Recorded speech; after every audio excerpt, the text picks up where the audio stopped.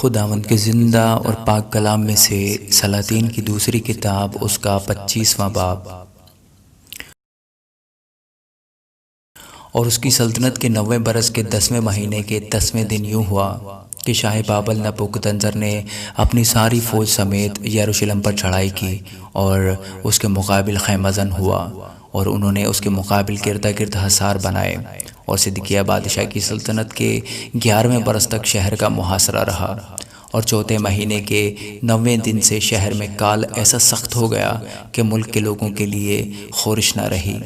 تب شہر پناہ میں رخنا ہو گیا، اور دونوں دیواروں کے درمیان جو پھاٹک شاہی باغ کے برابر تھا، اس سے سب جنگی مرد رات ہی رات بھاگ گئے۔ اس وقت کسدی شہر کو گھیرے ہوئے تھے، اور بادشاہ نے بیابان کا راستہ لیا، لیکن کسدیوں کی فوج نے بادشاہ کا پیچھا کیا اور اسے یریحو کے میدان میں جا لیا، اور اس کا سارا لشکر اس کے پاس سے پراگندہ ہو گیا تھا۔ سو وہ بادشاہ کو پکڑ کر ربلا میں شاہ بابل کے پاس لے گئے، اور انہوں نے اس پر فتویٰ دیا، اور انہوں نے صدقیہ کے بیٹوں کو اس کی آنکھوں کے سامنے ذبح کیا، اور صدقیہ کی آنکھیں نکال ڈالیں اور اسے زنجیروں سے جکڑ کر بابل کو لے گئے۔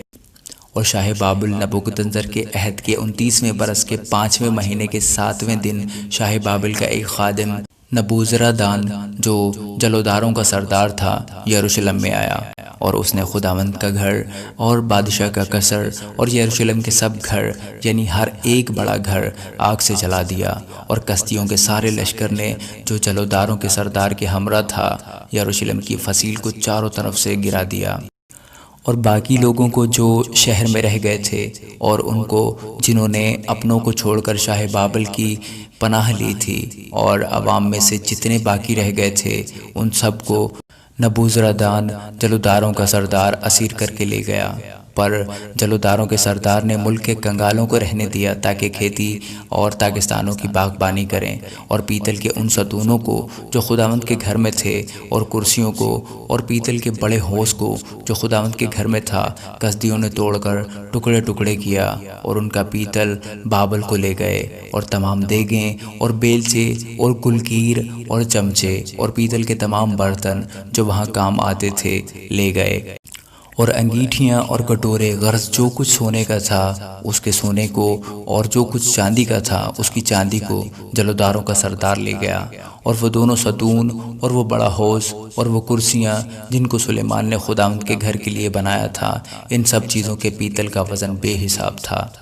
ایک ستون 18 ہاتھ اونچا تھا، اور اس کے اوپر پیتل کا ایک تاج تھا، اور وہ تاج 3 ہاتھ بلند تھا۔ اس تاج پر گردا گرد جالیاں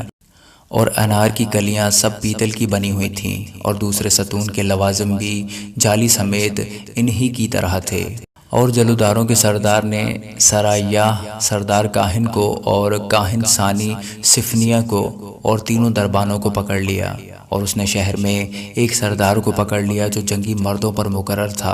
اور جو لوگ بادشاہ کے حضور حاضر رہتے تھے ان میں سے 5 آدمیوں کو جو شہر میں ملے، اور لشکر کے بڑے محرر کو جو اہل ملک کی موجودات لیتا تھا، اور ملک کے لوگوں میں سے 60 آدمیوں کو جو شہر میں ملے۔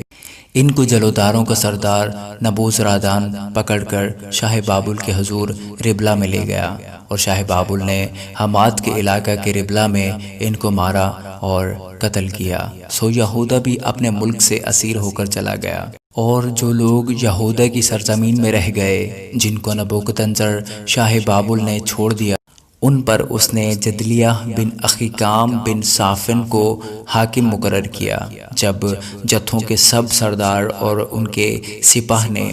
یعنی اسماعیل بن نتنیہ اور یوحنان بن کریہ،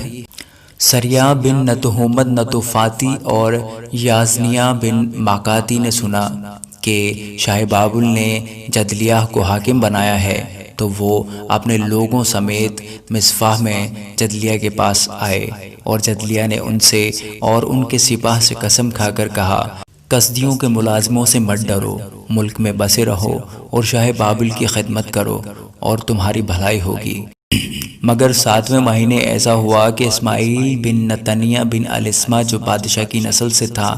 اپنے ساتھ 10 مرد لے کر آیا، اور جدلیہ کو ایسا مارا کہ وہ مر گیا، اور ان یہودیوں اور کسدیوں کو بھی جو اس کے ساتھ مصفا میں تھے قتل کیا۔ تب سب لوگ، کیا چھوٹے کیا بڑے، جتھوں کے سردار اٹھ کر مصر کو چلے گئے، کیونکہ وہ کسدیوں سے ڈرتے تھے۔ اور یہویکین شاہ یہودہ کی اسیری کے 37ویں برس کے 12ویں مہینے کے 27ویں دن ایسا ہوا کہ شاہ بابل اویل مرودک نے اپنی سلطنت کے پہلے ہی سال یہویکین شاہ یہودہ کو قید خانہ سے نکال کر سرفراز کیا اور اس کے ساتھ مہر سے باتیں کیں، اور اس کی کرسی ان سب بادشاہوں کی کرسیوں سے جو اس کے ساتھ بابل میں تھے بلند کی۔ سو وہ اپنے قید خانہ کے کپڑے بدل کر عمر بھر برابر اس کے حضور کھانا کھاتا رہا، اور اس کو عمر بھر بادشاہ کی طرف سے وظیفہ کے طور پر ہر روز رسد ملتی رہی۔ آمین۔